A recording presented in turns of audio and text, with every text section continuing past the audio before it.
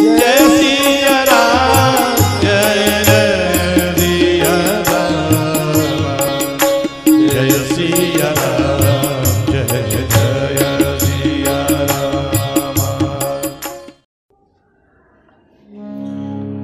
बोलो सियावर रामचंद्र भगवान की जय।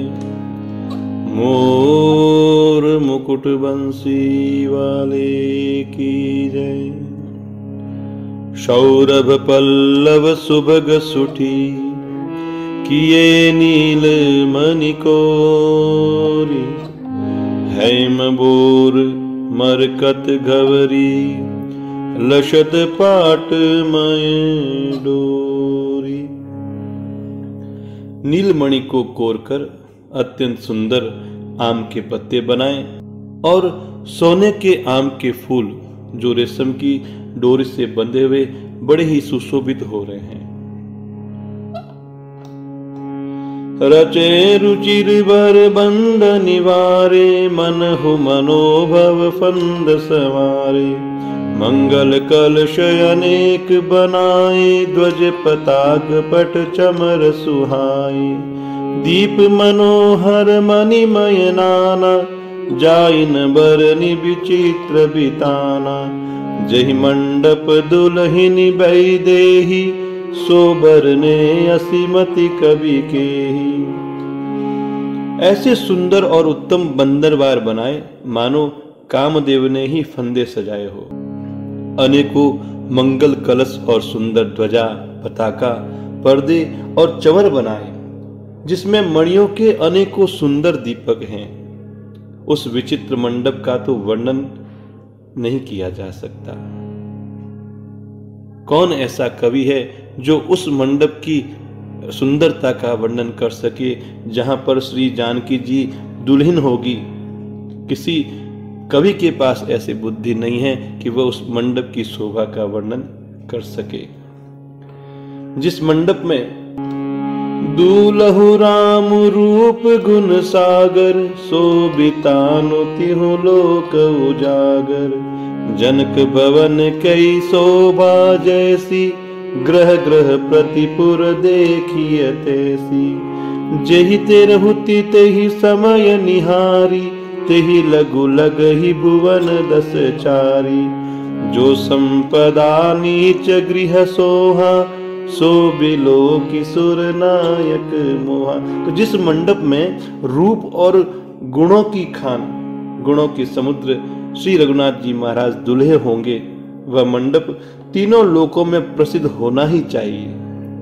जनक जी के महल की जैसी शोभा है, वैसी ही शोभा नगर के प्रत्येक घर की दिखाई दे रही है। उस समय जिसने तिरहुत को देखा, उसे 14 भुवन तुच्छ जान पड़े। जनकपुर में नीच के घर में भी उस समय जो संपदा सुशोभित हो रही थी, उसे देख करके देवराज इंद्र भी मोहित हो जाता था। बसई नगर जेहि लक्ष्य करी, कपट नारी बर बेसु। तेहि पुर कई शोभा कहत, सकुचहि सारद सेसु। जय जय जय जय जय जय। तो जिस नगर में साक्षात लक्ष्मी जी कपट से किसी सामान्य स्त्री का सुंदर वेश बना करके बसती हो, निवास करती हो, उस पुर की शोभा का वर्णन करने में मां शारदा और शेष भी सकुचाते हैं।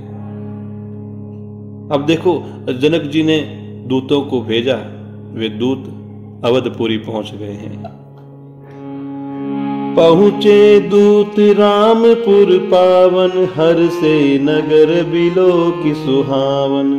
भूप द्वार तिन खबरी जनाई, दशरथ नृप सुन लिए बोलाई।